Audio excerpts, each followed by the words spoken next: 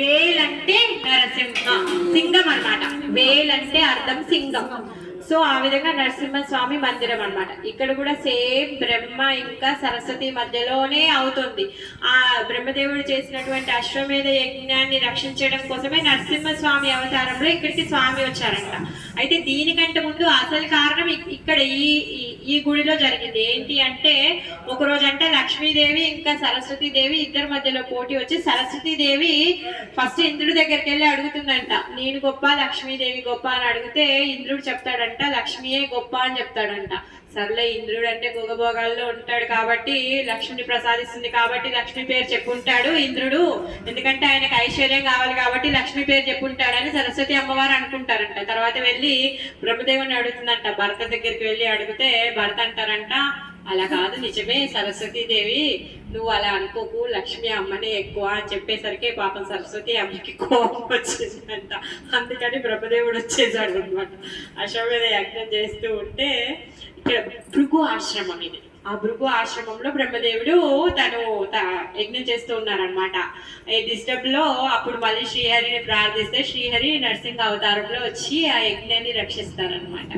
భగవంతుడు భక్తులను రక్షించడానికి వివిధ ఆయుధాలతో, వివిధ రూపాల్లో, వివిధ రంగులతో ఎక్కడంటే అక్కడ వచ్చి అందరినీ రక్షిస్తూ ఉన్నాడు అనమాట. అది స్టోరీ. భృగు మహర్షి కాదు, నరసింహ అవతారంలో వచ్చి రక్షించాడు. భృగు ఆశ్రమం అది.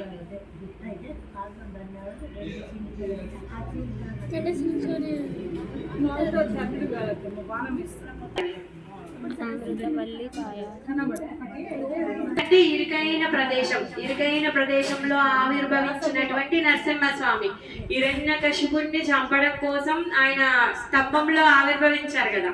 స్తంభంలో చాలా ప్లేస్ ఉంటుంది కదా, చాలా కొంచెం ప్లేస్ ఉంటుంది కదా, అట్లా ఇరుకైన ప్లేస్ లో ఆవిర్భవించినటువంటి వేల్ వచ్చి ఇక్కడ యజ్ఞ రక్షణ చేశారనమాట. అందుకే తిరువెల్లుక్కై. వేల్ అంటే సింహము, ఎల్లుక్కై అంటే ఇరుకైన ప్లేస్. ఇరుకైన ప్రదేశంలో పుట్టినటువంటి స్వామి యజ్ఞ రక్షణకి వచ్చారనమాట. కాపాలిక అనే రాక్షసిని పంపిస్తాడంట సరస్వతీదేవిని ఎదుర్కోవడానికి.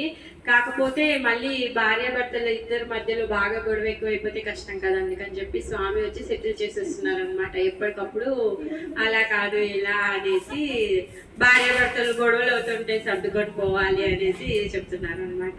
నరసింహ భగవానికి జై.